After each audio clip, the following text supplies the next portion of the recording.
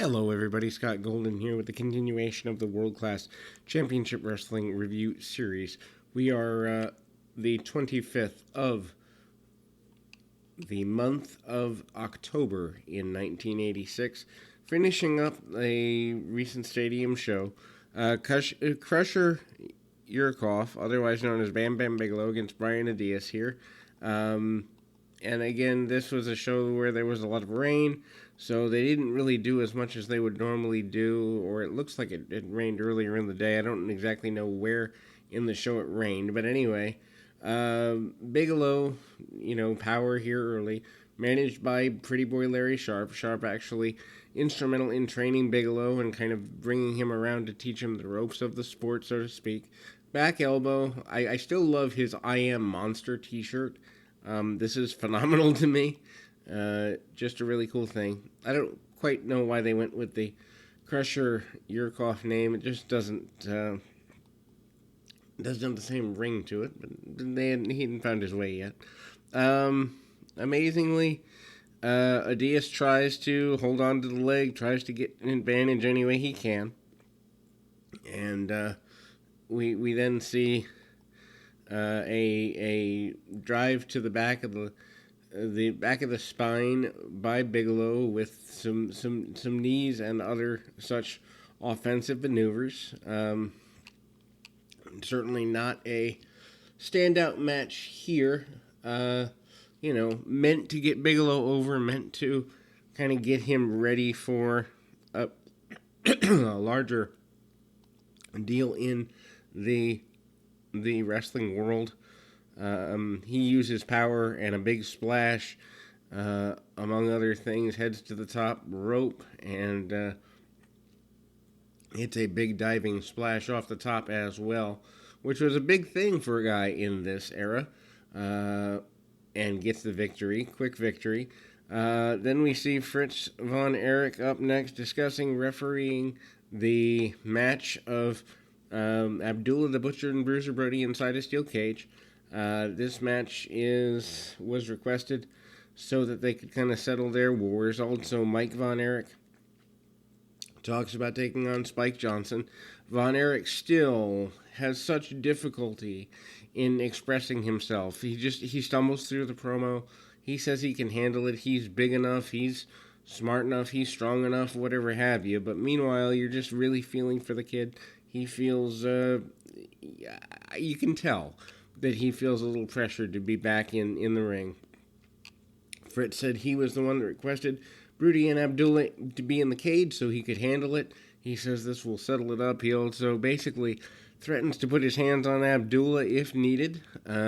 We then move to the U.S. Express, otherwise known as the Batten Twins, against the Youngbloods, Chris and Mark.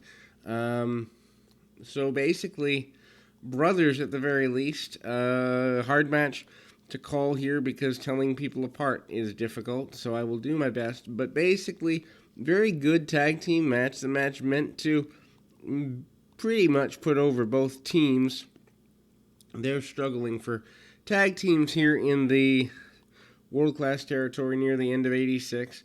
And as I closed out 86, and everything for 86 will be up in the next couple hours. Big backdrop by one of the Battens, by the way. But anyway, as I close out 86, they are struggling as a territory. The next 2 years will not be pretty, and I know that for sure. Big body slam and a knee drop by one of the Battens early. Tries to go for a cover. One thing I like about this, it almost is a babyface versus babyface match. The fans are behind action, which I think is indicative of what we see today. So, I mean, it did exist in the 80s, unlike many people necessarily don't want to hear that, but it is what it is. The Battens do go a little heel-ish during the mid-match point. Vertical suplex hit, did not get the victory off of it, and there's some frustration, some anger there. The Native Americans take over during the midpoint of the match again, and then we see a win for the Youngbloods. Then we move to Spike Johnson versus Mike Von Erich. Von Erich addressing the fact that he's back in the region for the first time, or back in the stadium. If you think about it, just over a year after his major issues and all of that. Amazing that I think they said he gained 110, 120 pounds in a year. After almost passing away. Johnson being given a pretty good push here. We do see him at least through the end of the year. He lights up Mike Von Erich. Von Erich goes right at him. Referee has to back Von Erich up, let him know, hey, this ain't going to happen this way. So that is there. And certainly a reasonably big deal from the standpoint of everything involved. And Von Erich does get his fire back pretty quickly. He uses head scissors, kind of like Kevin in whatever. Does the test of strength, which I just think size-wise is stupid. No one believes that he's going to power out over this big, huge guy Johnson. But anyway, he uses the leverage of a monkey flip, among other things, drop kicks and the like, to keep an advantage. He does keep the offense going and manages to gain himself a pinfall victory out of nowhere, and the sunset flip is the way to do it. And we move to our main event for this week, which is a steel cage match, Abdullah the Butcher and Bruiser Brody. Abdullah the Butcher, of course, with Gary Hart. Once again, Fritz Von Erich is your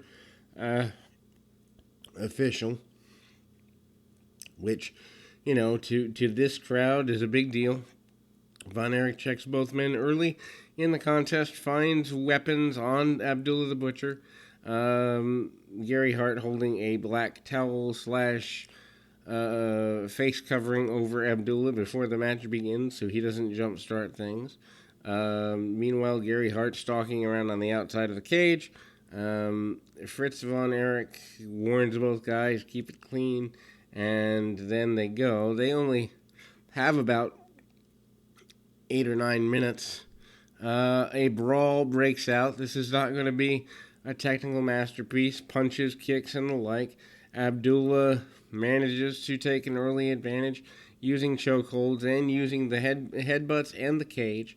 He'll use any advantage he can get. We do see, him kind of keep coming at Brody. Doesn't leave his feet very often, although he eventually does leave his feet. Brody just kicking away at his adversary, not wanting to take a backward step, but also realizing that he needs to choke, punch, kick, and do whatever he needs to do.